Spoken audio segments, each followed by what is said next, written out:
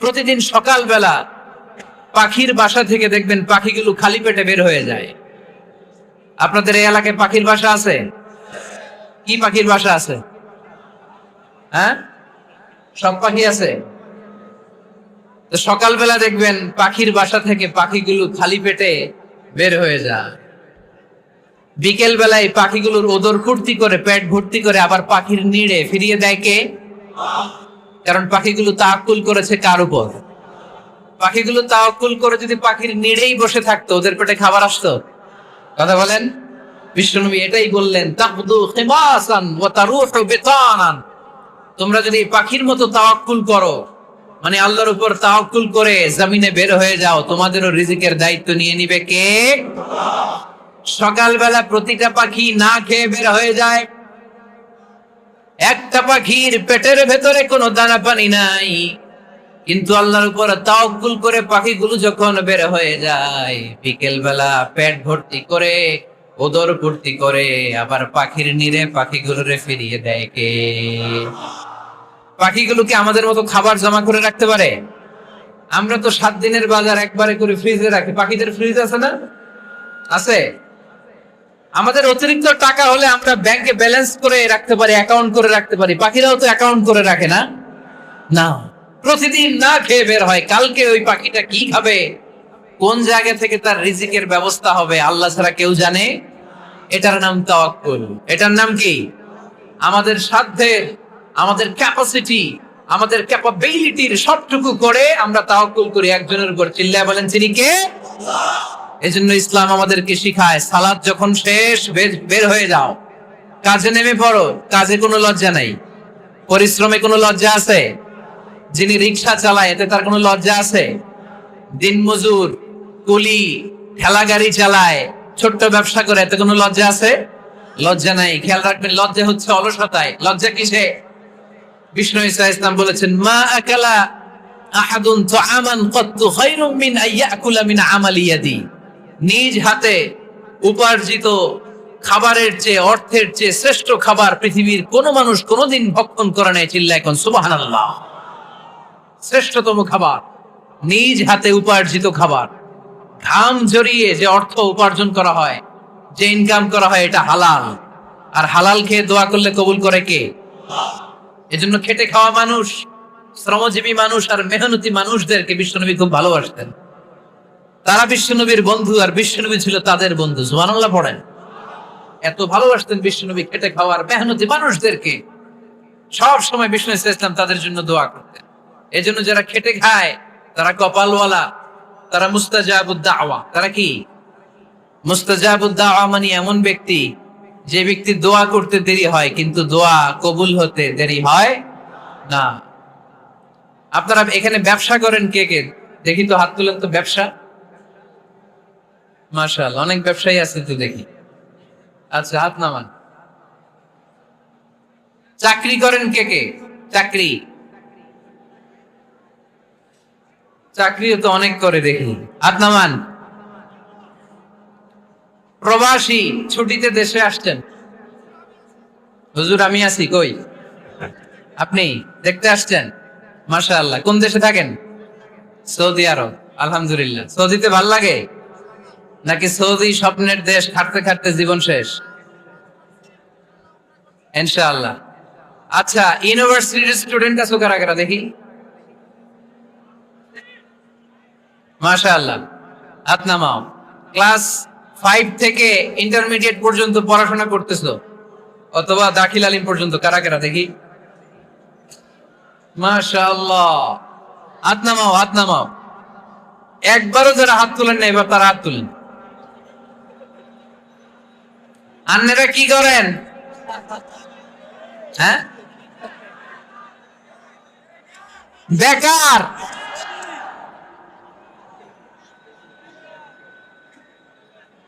বাংলাদেশে চাকরির বাজার খুব মন্দা, ঠিক কিনা? বাংলাদেশ ইন্ডিয়াতে চাকরি পেতে অনেক কষ্ট। সামান্য একটা পদের জন্য যেখানে চেয়েছে ক্লাস 8 পাস, এখানে ডবল মাস্টার ডিগ্রি অ্যাপ্লাই করছে কয়েক লক্ষ। এজন্য আমাদেরকে উদ্যোক্তা হতে হবে। You have to be the entrepreneur. আমাদের উদ্যোক্তা দরকার বেশি বেশি, নতুন নতুন উদ্যোক্তা নিজেই এমন আইডিয়া নিয়ে আসবে যে আইডিয়া বিক্রি করে দুর্দান্ত আইডিয়া দিয়ে তুমি পুরো দেশ কাঁপিয়ে দিতে পারো। পারা যাবে না লক্ষ্মীপুরের ছেলেরা? আইডিয়ার অনেক দাম। You have to generate new ideas. নতুন নতুন আইডিয়া এনে মানুষ গোটা বিশ্বকে তাক লাগিয়ে দিচ্ছে। এই যে গত কয়েক বছর আগে কারের একটা রাইড চালু হয়েছে, নাম হয়েছে উবার। কি নাম? ঢাকায় যারা চলাফেরা করেন তারা হয়তো চড়েছেন। উবারের নাম শুনছেন না? এই উবার কোম্পানি কি করে জানেন?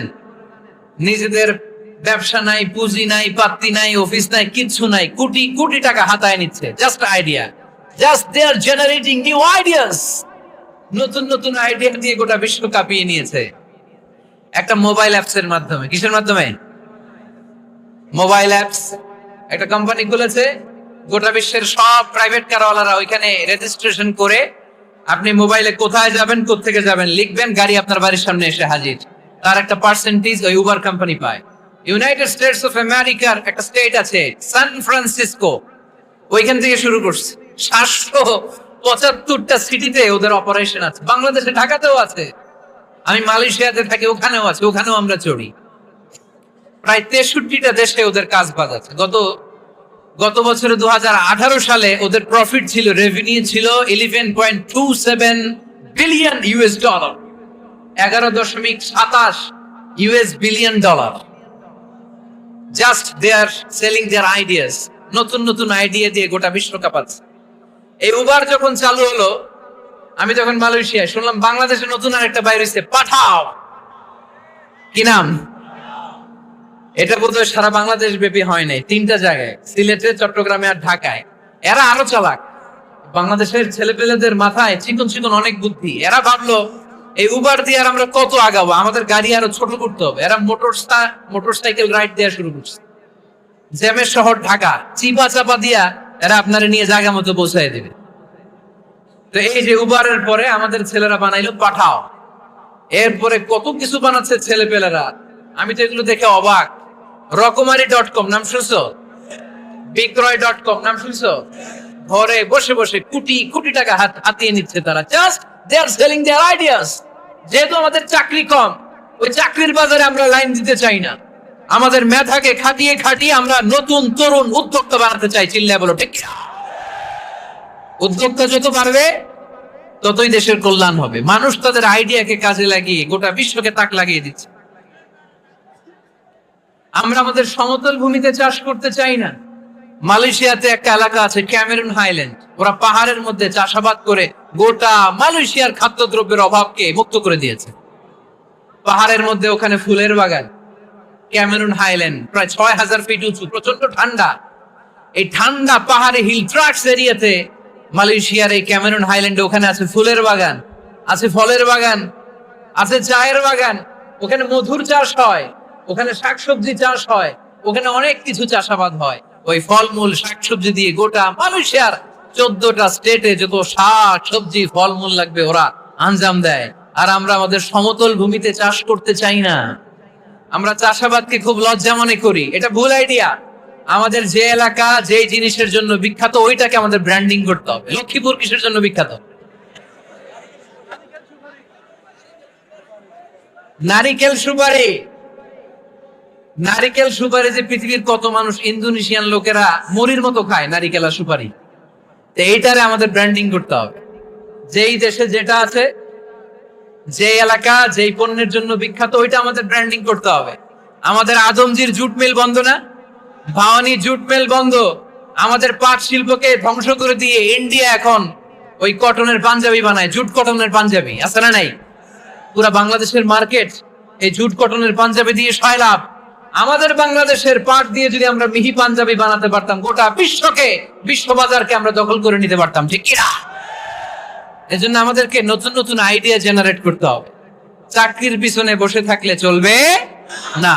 আর আজান যদি হয়ে যায় ছুটে যাব মসজিদে, আর নামাজ শেষ হলে আমরা আমাদের কাজের দিকে চলে যাব। চিল্লায় বলেন ঠিক কিনা? যেটাই করবো আমরা ভালোভাবে করব। আল্লাহ বলেছেন লিয়াবলুয়াকুম আইয়ুকুম আহসানু আমালা। লক্ষ্মীপুরের ভাইয়েরা আওয়াজ করে উত্তর দেন। আওয়াজ করে উত্তর দিতে হবে। জান্নাতে যেতে হলে 100তে কত নাম্বার পেতে হবে? হ্যাঁ, হয় নাই। 51, কি নাম তোমার? হ্যাঁ, ফরহাদ। জান্নাতে যেতে হলে 100তে আমার দরকার 51। 100তে কত লাগবে? فأما من ثقلت موازينه فهو في عيشة راضية। সেদিন মিজানের পাল্লা যার ভারী হয়ে যাবে সে আনন্দ উৎসবে থাকবে। তো মিজানের পাল্লা ভারী হওয়ার জন্য 100তে আমার কত পাওয়া লাগবে?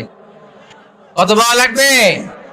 51 পেলেই হয়ে যাবে। এজন্য আল্লাহ বলছেন লিয়াবলুয়াকুম আইয়ুকুম আহসানু আমালা, যেটাই করবে ভালোভাবে করবে।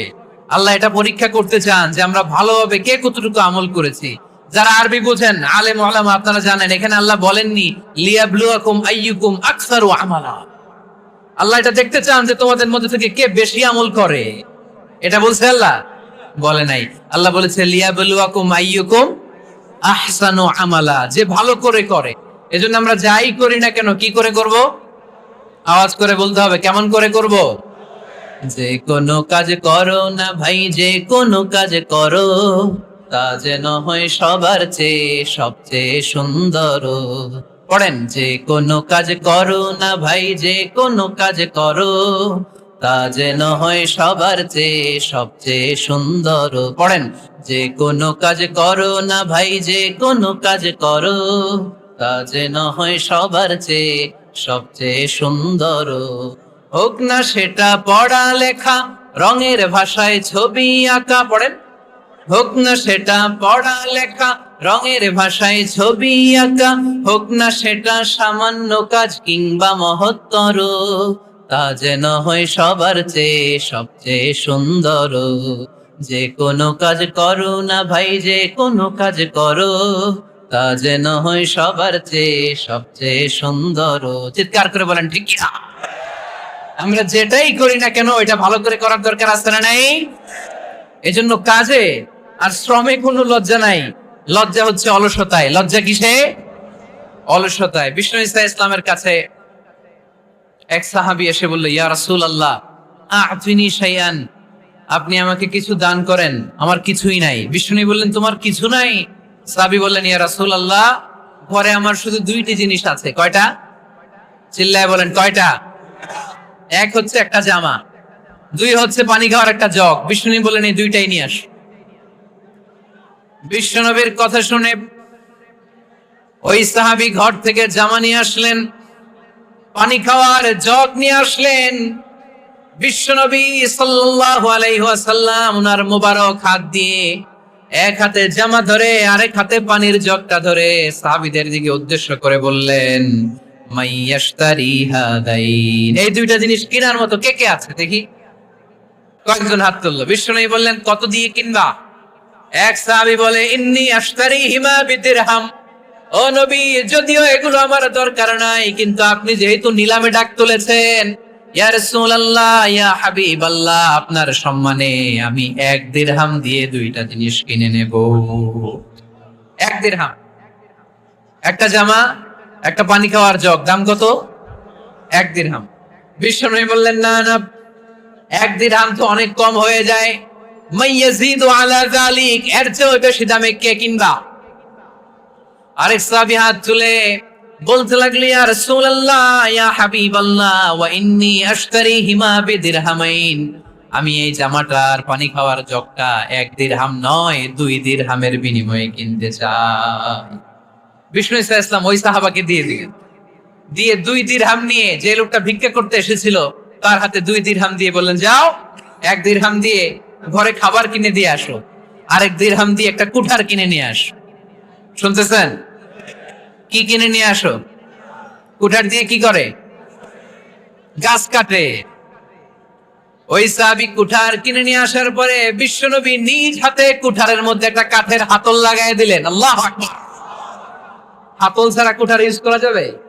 বিশ্বনবী নিজ হাতে ওই কুঠারের ভেতরে একটা হাতল লাগাই দিলেন আর বললেন, লা উরিদু আন আরাকা 15 আইয়াম, এই কুঠার নিয়ে জঙ্গলে যাও, গায়ে অনেক শক্তি আছে, কাঠ কাটো, এই কাঠ কেটে বাজারে বিক্রি করো, সামনের 15 দিন যেন আমি আমার চোখের সামনে তোমার না দেখি।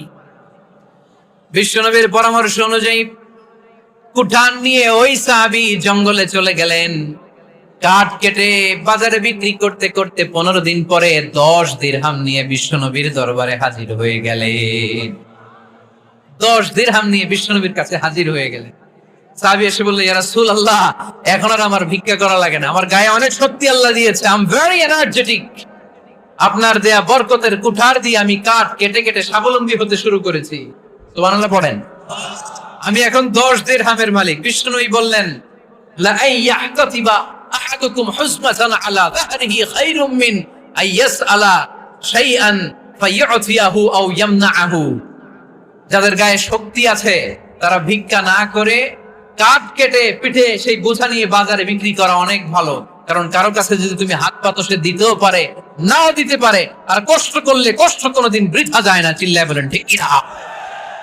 বিষ্ণু ইসা ইসলামের অনুপ্রেরণায় এই সাহাবা অল্প কিছুদিনের ব্যবধানে স্বাবলম্বী হয়ে গেলেন। What is the moral of the story? বিশ্বনবীর এই প্রফেটিক স্টোরি থেকে আমাদের কি শিক্ষা?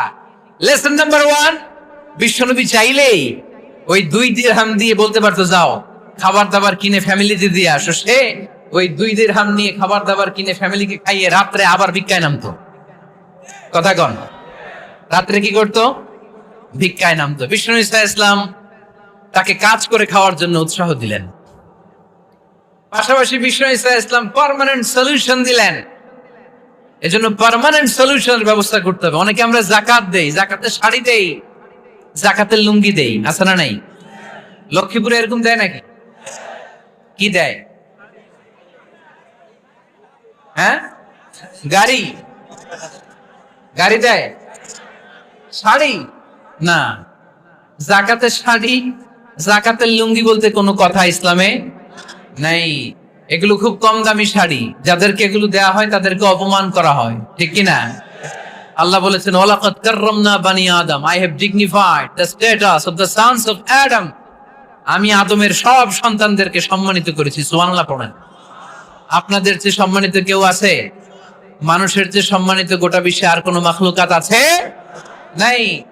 এজন্য যাকাতের শাড়ি দেয়া যাবে না, যাকাতের লুঙ্গি দেয়া যাবে না। যাকাতের শাড়ি আপনারা দেখছেন, এটারে একবার ধোয়ার পরে দ্বিতীয়বার পরা যায় না। মশারি কি পাতলা, এর চেয়েও পাতলা। এই জন্য যাকাতের শাড়ি, যাকাতের লুঙ্গি বলতে ইসলামে কোনো পরিভাষা নাই। আপনাকে স্বাবলম্বী করে দেওয়ার চেষ্টা করতে হবে।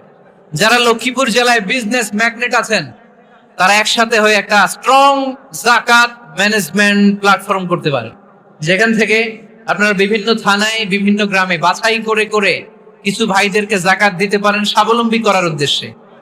যেই ফ্যামিলি কি আছে, কি নাম এটার? পল্লী উন্নয়ন ক্লাব। মাশাআল্লাহ, যাকাত ফান্ড দিয়ে বিদেশে লোক পাঠায়। এর চেয়ে সুন্দর পদ্ধতিতে যাকাত বিতরণ আর হতে পারে? যেই লোকটাকে, যেই ছেলেটাকে বিদেশে পাঠানো হয়েছে, ওই ফ্যামিলিটা আর কোনোদিন যাকাতের শাড়ি নেওয়ার জন্য লাইনে দাঁড়াবে? যেই ছেলেটাকে ওনারা অস্ট্রেলিয়ান গাভী কিনে দিছে, দুধ বিক্রি করে যেই ফ্যামিলিটা স্বাবলম্বী হতে শুরু করেছে, তারা আর কোনোদিন যাকাতের লাইনে যেয়ে দাঁড়াবে না। এজন্য যাকাত দিতে হবে স্বাবলম্বী করার জন্য। ইসলাম আমাদেরকে এটাই শিখিয়েছে, কাজ করে খেতে হবে। কাজে লজ্জা নেই, লজ্জা হচ্ছে অলসতায়। লজ্জা কিসে? আজকের আলোচনা থেকে এটা মুখস্থ করে নিতে হবে, কাজে লজ্জা নেই। লক্ষ্মীপুরের ইয়াংস্টারেরা শ্রমে লজ্জা নেই, পরিশ্রমে লজ্জা নেই, লজ্জা অলসতায়। লজ্জা কিসে? আরো জোরে। নবীরা কি এমনি এমনি বসে বসে খাইছে? কঠিন পরিস্থিতিতেও নবীরা পরিশ্রম করে উপার্জন করা লেগেছে, ঠিক কিনা? সাইয়েদনা মারিয়াম আলাইহিস সালাম, যার নামে আল্লাহ তাআলা কোরআনে একটা সূরা দিলেন, উনি পৃথিবীতে এমন একজন মহিয়সী নারী, যেই নারীর গর্ভে, যেই নারীর পেটের ভেতরে স্বামীর স্পর্শ ছাড়া সন্তান দিয়েছে কে? সাইয়েদনা ঈসা আলাইহিস সালাম পেটে আসলেন। মারিয়াম আলাইহিস সালাম লজ্জা পেলেন। হায় হায়, কেমন করে এলাকাবাসীদের কাছে আমি আমার মুখ দেখাবো? বিয়ে করি নাই, স্বামী নাই, বিয়ে হয় নাই, স্বামী নাই, কিন্তু পেটে সন্তান চলে এসেছে। হায় হায়, এলাকায় কেমনে মুখ দেখাবো? লজ্জায় পড়ে মারিয়াম আলাইহিস সালাম এলাকা থেকে চলে গেলেন। কি অবাক করে কাণ্ড! বাচ্চা ভূমিষ্ঠ হওয়ার জন্য, বড় হওয়ার জন্য 6 মাস 7 মাস লাগে নাই, পেটে বাচ্চা আসার সাথে সাথে বাচ্চাটারে বড় করে দিয়েছে কে? সাইয়েদাতুনা মারিয়াম আলাইহিস সালাম এবার বসে বললেন, বুঝতে আরম্ভ করলেন প্রেগন্যান্সির পেইন উঠেছে, হঠাৎ করে পেট থেকে বাচ্চা ভূমিষ্ঠ হয়ে যাওয়ার পরে উনি কাঁপতে আরম্ভ করলেন, ক্ষুধার চোটে, খাবার কিছু নাই, সামনে ঝরনা, উপরে একটা খেজুর গাছ। সাইয়েদনা ঈসা আলাইহিস সালামকে কোলে নিয়ে মারিয়াম আলাইহিস সালাম মনে মনে ভাবে, হায় রে, কেউ যদি একটু খেজুর পেড়ে দিত, এই ক্ষুধার মুহূর্তে আমি খেজুর খেয়ে পেটের ক্ষুধা নিবারণ করতাম। রব্বুল আলামিন মারিয়ামকে উদ্দেশ্য করে আয়াত নাজিল করে দিলেন, ওয়া হুজ্জি ইলাইকি বিজিযইন নাখলাতি তুসাকিত আলাইকি রতবান জানিয়া। কোরআন সাক্ষী, হুজ্জি ইলাইকি বিজিযইন নাখলা, এর মানে হচ্ছে মারিয়াম, কেউ পেড়ে দিবে না, একটু কষ্ট করে হাতটা উঁচু করে খেজুরের ডালা ধরে ঝাঁকুনি মারো, টস টসে কাঁচা পাকা খেজুর নিচের দিকে পড়বে, তারপর তুমি তুলে খাবে। সুবহানাল্লাহ পড়েন। আল্লাহ চাইলে অটোমেটিক্যালি কারামাত হিসেবে খেজুরগুলো নিচে ফেলতে পারতেন না? কথা কন, খেজুরগুলো অটোমেটিক্যালি নিচের দিকে পড়ছে? পড়ে নাই। আল্লাহ শিক্ষা দিয়েছে, যেই পরিস্থিতিতে থাকো না কেন, তোমাকে শ্রম ব্যয় করে, কষ্ট করে তোমার উপার্জন করতে হবে, রিজিকের বন্দোবস্ত করতে হবে। চিল্লায় বলেন ঠিক কিনা? ইসলাম আমাদেরকে এটাই শিখিয়েছে, কাজে লজ্জা নাই। আবার বিশ্বনবী বললেন, ইন খামাতিস সাআ ওয়া ফি ইয়াদি আহাদিকুম ফাসিলাতুন, তোমাদের কারো হাতে যদি একটা চারা বীজ থাকে, সে যদি দেখে কিয়ামত হতে শুরু করেছে, ফাইন ইসতাতাআ আন ইয়াগরিসাহা ক্বাবলা আন তাকুমাস সাআ ফালইয়াগরিসহা, কারো হাতে একটা চারা বীজ নিয়ত করেছে, চারা বীজটা রোপণ করবে, ইন দ্য মিন টাইম দেখলো কিয়ামত হতে শুরু করেছে, বিশ্বনবী বললেন, যদি তোমার সুযোগ থাকে কিয়ামত হওয়ার আগে চারা বীজটা রোপণ করে দাও। কথা বুঝতে পেরেছেন? আপনার হাতে একটা চারা বীজ, আপনি প্ল্যান করেছেন এই চারা বীজটা রোপণ করবেন, ইন দ্য মিন টাইম দেখলেন কি হওয়া শুরু হয়েছে, ইযা যুলজিলাতিল আরদু জিলজালাহা, দ্য বিগেস্ট আর্থকোয়েক, ভূমিকম্প শুরু হয়েছে, কিয়ামত হয়ে যাবে। বিশ্বনবী বললেন, কিয়ামত হইতেছে ওদিকে, আর তোমার হাতে যদি চারা বীজ থাকে, দেরি করো না, কিয়ামত তোমার কাছ পর্যন্ত আসার আগে সুযোগ পেলে চারা বীজটা রোপণ করে দাও। ইসলাম শিখিয়েছে শেষ নিঃশ্বাস পর্যন্ত তোমাকে লড়ে যেতে হবে। এই পৃথিবীতে কেউ কাউকে জায়গা করে দেয় না, জায়গা করে নিতে হয়। এই পৃথিবীটা, the life is not a bed of roses, এটা ফুল বিছানো কোনো ফুল সজ্জা নয়, এটা কণ্ঠকাকীর্ণ। কেউ আপনার স্পেস করে দিবে না, কেউ আপনাকে সুযোগ করে দিবে না, কেউ আপনার জায়গা করে দিবে না, বরং আপনি জায়গা করে নিলে টাইনা নিচে নামাবে। কথা বলেন। এজন্য কখনো অলসতাকে স্থান দেয়া যাবে। রাসূল বাত্তালি, দুঃখানু শয়তান, অলস মস্তিষ্ক শয়তানের আড্ডা। অলস যদি কেউ থাকে, এটারে টেনে বেঁধে কাজে নামাবে, পারা যাবে? আলহামদুলিল্লাহ, লক্ষ্মীপুরে এরকম অলস ছেলে পেলে নাই।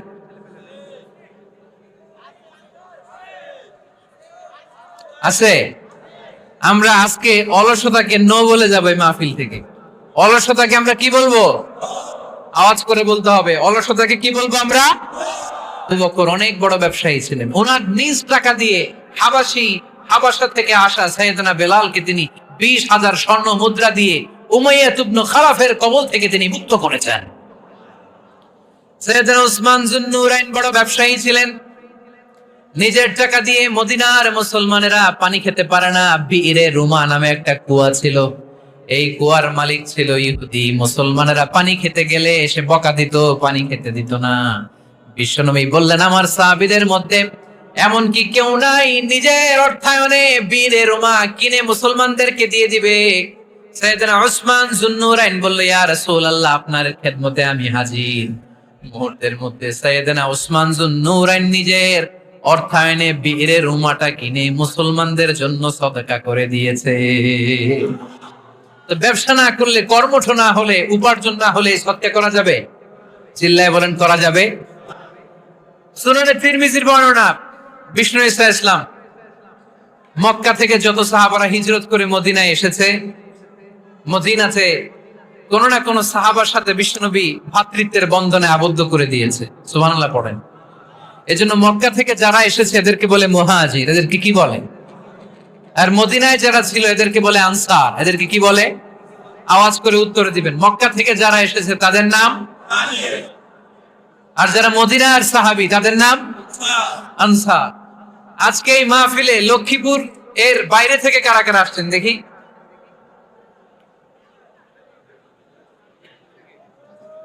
মাশাআল্লাহ মাশাআল্লাহ, অনেক আসছেন। আল্লাহ এই ভাইদেরকে তুমি কবুল করো, হাত নামান। এই যে লক্ষ্মীপুরের বাইরে থেকে যে ভাইরা আসছে তারা লক্ষ্মীপুরের মেহমান, ঠিক কিনা?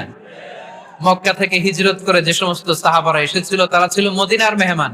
বিশ্বনবী এক এক মক্কার সাহাবীকে মদিনার এক এক সাহাবীর সাথে ভ্রাতৃত্বের বন্ধনে আবদ্ধ করে দিলেন। আব্দুর রহমান ইবনে আউফ রাদিয়াল্লাহু তাআলা আনহু, ওনার সাথে ভ্রাতৃত্বের বন্ধনে যে সাহাবীকে বিশ্বনবী আবদ্ধ করে দিলেন, ওনার নাম হচ্ছে সাআদ ইবনে রাবিয়া। কি নাম? মদিনার অনেক বড় ব্যবসায়ী। বিশ্বনবী বললেন, ও আব্দুর রহমান ইবনে আউফ, সম্পদ ছেড়ে দিয়ে, পরিবার ছেড়ে দিয়ে, স্থাবর অস্থাবর সব ছেড়ে দিয়ে আল্লাহ রাসূলের ভালোবাসায় মক্কা থেকে মদিনায় এসেছো। মদিনায় তোমার চিন্তা নাই, সাদ ইবনুর রবিকে আমি তোমার ভাই বানিয়ে দিলাম। সাদ ইবনুর রবি তোমার আপন ভাইয়ের মতো।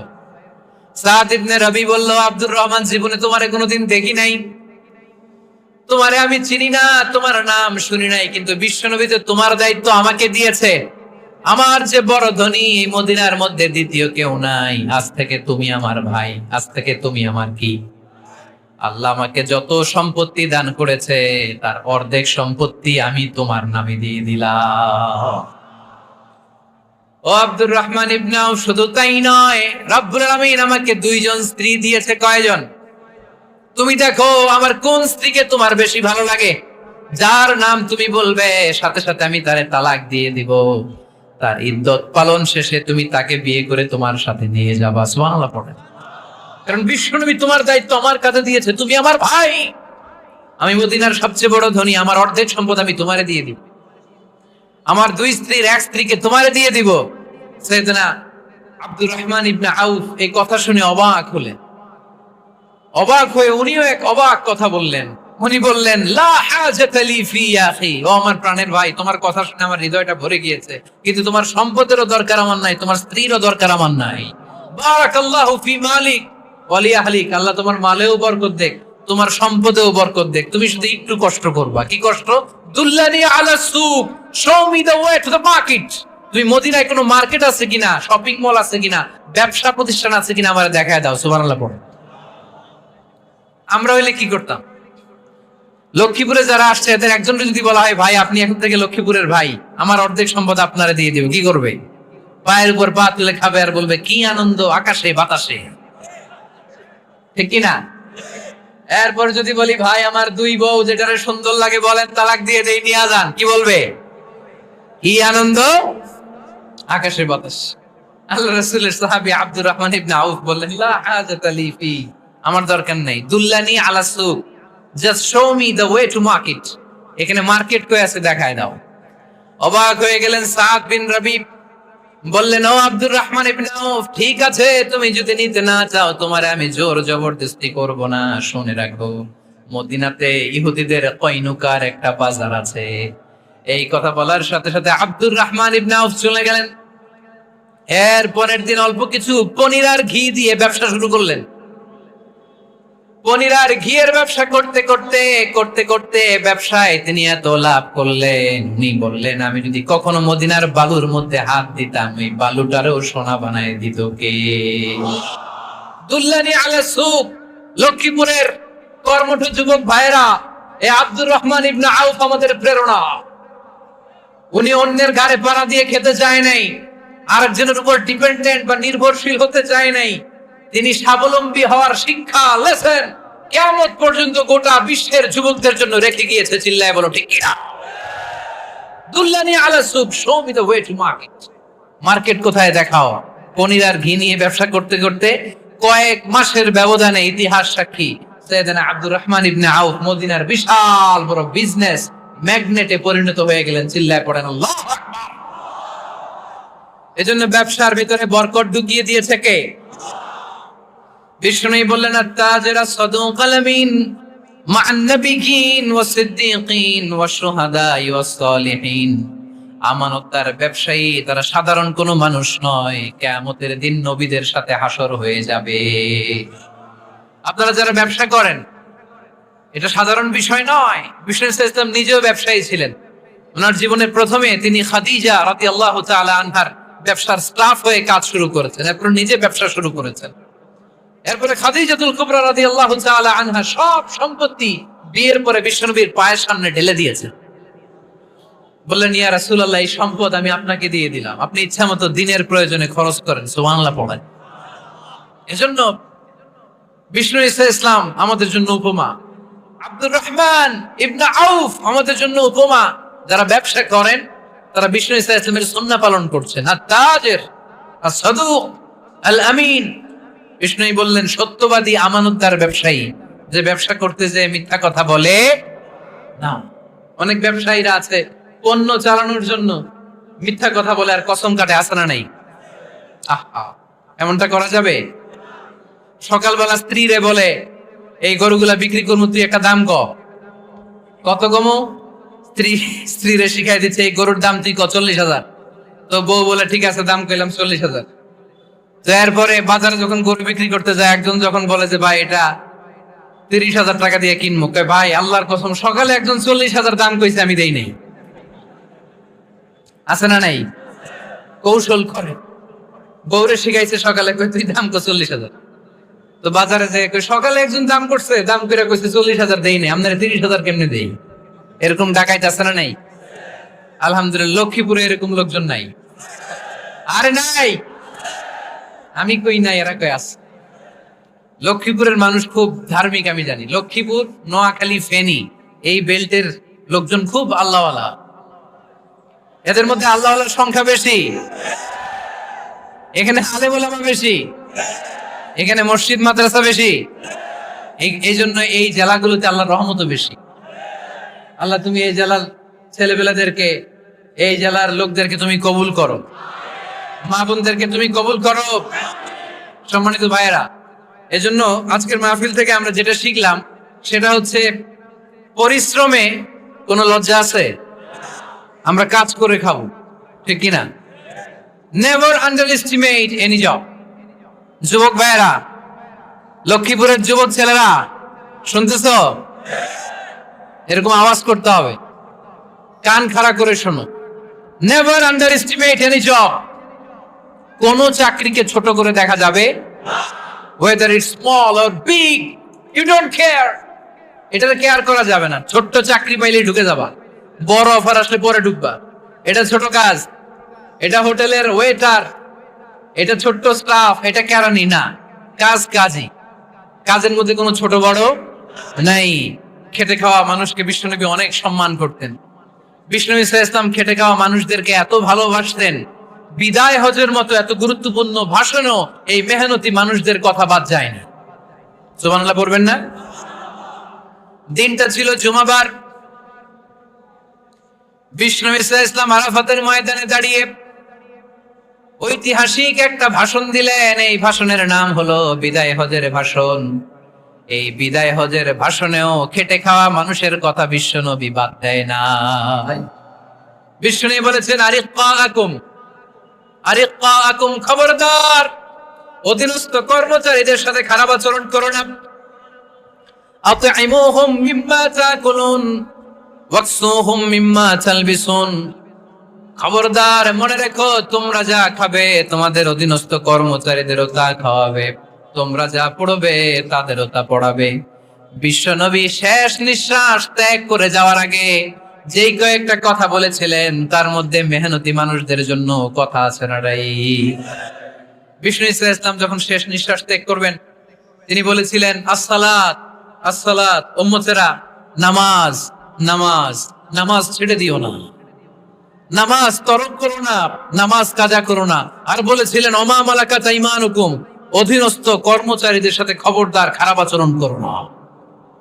যারা কর্মচারীদের সাথে খারাপ আচরণ করে, যারা মানুষের কাছ থেকে শ্রম নিয়ে কাজ করিয়ে টাকা দেয় না, কিয়ামতের দিন তাদের বিরুদ্ধে মামলা দায়ের করবে কে? কে করবে? হাদিসে কুদসি সাক্ষী বিষ্ণু ঈসা ইসলাম বলেন, আল্লাহ তাআলা ফরমান, আনা খাসমুহুম সালাসাতুন আনা খাসমুহুম ইয়াউমাল কিয়ামা। তিন শ্রেণীর ব্যক্তির বিরুদ্ধে আল্লাহ বলেন, আমি নিজেই কিয়ামতের দিন মামলা দায়ের করব। I will be against them in the day of judgment. Three categories of people, I will be against them in the day of judgment. তিন শ্রেণীর লোক কিয়ামতের দিন তারা ছাড় পাবে না। আল্লাহ বলেন, আমি নিজেই তাদের বিরুদ্ধে মামলা দায়ের করব। এর মধ্যে এক শ্রেণীর লোক হচ্ছে রজুলুন ইস্তাআজারা আজিরান ফাস্তাউফা মিনহু ওয়া লাম ইয়াতি আজরা, একজন শ্রমিক ভাড়া করে তার কাছ থেকে কাজ নিয়েছে কিন্তু তার পারিশ্রমিক আদায় করে নাই। এরকম আছে না নাই? দাপট দেখায়, দাপট দেখায় ইউনিভার্সিটির ক্যান্টিন গুলোতে। ইউনিভার্সিটির ক্যান্টিনে যে খায় মাগার বিল দেয় না, এরকম টাকাই আছে না নাই? চায়ের দোকানে চা খায় আগে পরে দিমু, বিল দেয় না, আছে না নাই? দোকানে যে পণ্য কিনে বিল দেয় না, পরে দিমু, আছে না নাই? কিয়ামতের দিন আল্লাহ তোর এই মাস্তানি ছুটাবে, চিল্লা এখন ঠিক না? আনা খাসমুহুম, আমি নিজেই তাদের বিরুদ্ধে মামলা দায়ের করব। কথাটা কার? এজন্য বিষ্ণু বললেন, খবরদার, মেহনতি মানুষ, খেটে খাওয়া মানুষ, এদের দোয়া কবুল হয়ে যায়। আতুল আজিরা আজরাহু ক্বাবলা আন ইয়াজিফা আরাকুহু, খবরদার, বিশ্বনবী বললেন, শ্রমিকের ঘাম শুকিয়ে যাওয়ার আগে তাদের পারিশ্রমিক মিটিয়ে দাও। বিশ্বনবীর বিখ্যাত হাদিস, আতুল আজিরা আজরাহু ক্বাবলা আন ইয়াজিফা আরাকুহু, শ্রমিকের ঘাম মাটিতে লাগার আগে, শুকিয়ে যাওয়ার আগে তাদের পারিশ্রমিক মিটিয়ে দাও। কেননা তারা যদি বদদোয়া করে তোমার জীবনকে জাহান্নাম বানিয়ে দিবে কে? বিষ্ণু ইসলাম সব সময় খেটে খাওয়া মানুষদেরকে আগলে রাখতেন।